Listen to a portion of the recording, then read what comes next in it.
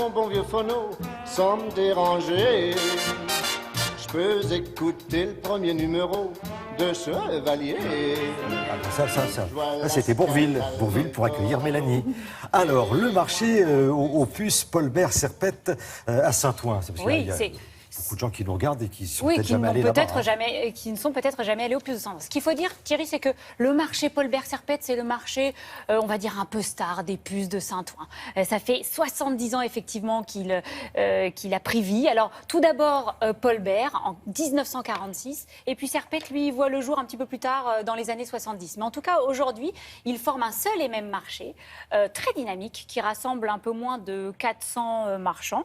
Et ce qui fait vraiment sa particularité, Thierry, c'est qu'il allie en fait la tradition et la modernité. Pourquoi ? Parce que depuis quelques années, il y a une jeune garde trentenaire, on va dire, qui arrive avec des choses très tendances et très à la mode en ce moment, les pièces et le mobilier du XXe siècle. Et on pourrait même dire le mobilier de la deuxième partie du XXe siècle avec des grandes signatures post-50. Alors ils sont jeunes, ils ont fait des études artistiques, d'histoire de l'art ou les arts appliqués, et ils n'ont peut-être pas voilà, cette tradition et cette culture des anciens du sérail, mais en tout cas ils ont un vrai œil, un vrai regard, et ils misent sur la scénographie, enfin sur des scénographies très très léchées. Si vous voulez, quand on se balade un petit peu dans ce marché Paul Bert Serpette, on pourrait on a l'impression d'être un peu dans une galerie dans Paris, au décor très léché, et c'est ça qui fait vraiment la particularité de ce marché-là. Alors les puces ont 70 ans et n'ont jamais été aussi jeunes. C'est ce marché-là qui a 70 ans, marché Paul Bert Serpette. Finalement très jeune. Exactement. Regardez, nous allons remonter un peu cette deuxième partie du XXe siècle avec 3 marchands qui nous présentent les expositions pour ces 70 ans. Regardez. Baby did a bad, bad thing. Baby did a bad, bad thing.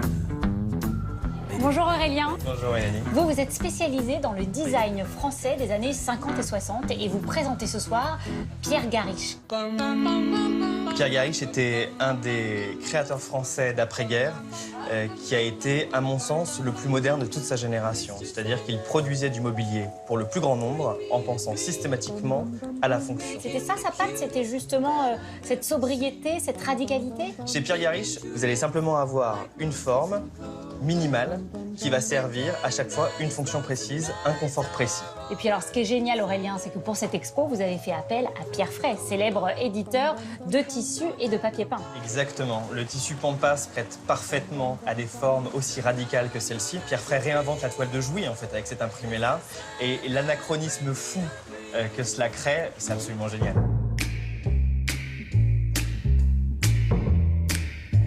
Bonjour Joël.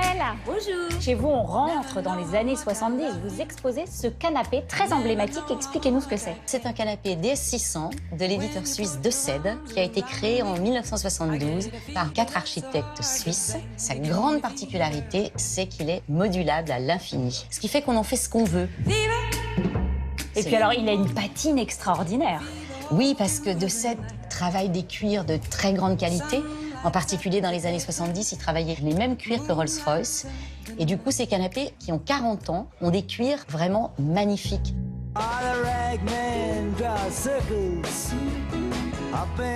Alors, Jean Roland, termine avec vous. Ici, on est dans les années 80, 90. Qui présentez-vous ? Alors moi, je présente 2 designers qui sont Shiro Kuramata et Torres Sotsas. Shiro Kuramata, en fait, c'était un architecte à la base, donc il a beaucoup fait d'aménagement d'intérieur pour des boutiques, surtout au Japon. Cet tablier de Shiro Kuramata, il a énormément utilisé le terrazzo. Et ce qu'on a là, c'est une sorte de congloméré de ciment avec des inclusions diverses. Alors, vous présentez aussi des pièces des Torres Sotsas. Pour mon stand, en fait, j'avais envie de trouver des pièces intéressantes vraiment à l'œil, soit du mobilier très sculptural, soit du mobilier qui est intriguant. Là, c'est un guéridon qui s'appelle structuré Tremano, ce qui veut dire la structure tremble. Ce qui me plaît, c'est le côté graphique de toutes les pièces, ces couleurs ainsi que les formes qui sont parfois très simples. C'est ça la vraie ligne directrice de mon stand. Bon, c'est assez étonnant de se dire que nous, on est quand même du XXe siècle, pour certains d'entre nous. Et, on a déjà notre place au puce. C'est vrai, vous n'avez pas tort. C'est dingue quand même de se dire que ça y est, maintenant, ça appartient au mobilier qu'on peut trouver en allant se balader dans les puces. Bien sûr, là, on a concentré le sujet sur cette deuxième partie du XXe, mais on retrouve quand même dans ce marché Paul Bert-Serpette la tradition avec des vieux de la vieille, comme la Galerie Vauclair qui est spécialisée en céramique d'art et en rotin, comme la Galerie d'Iturbide qui fait du mobilier 18e, ou comme Marc Maison qui fait des éléments architecturaux anciens. Donc c'est ça qui est intéressant dans ce marché, c'est qu'il y a vraiment tout ce mélange et c'est très chouette. Et vous pouvez, pour les 70 ans du marché Paul Bert-Serpette, aller vous balader en ce moment, il y a des très très belles expositions.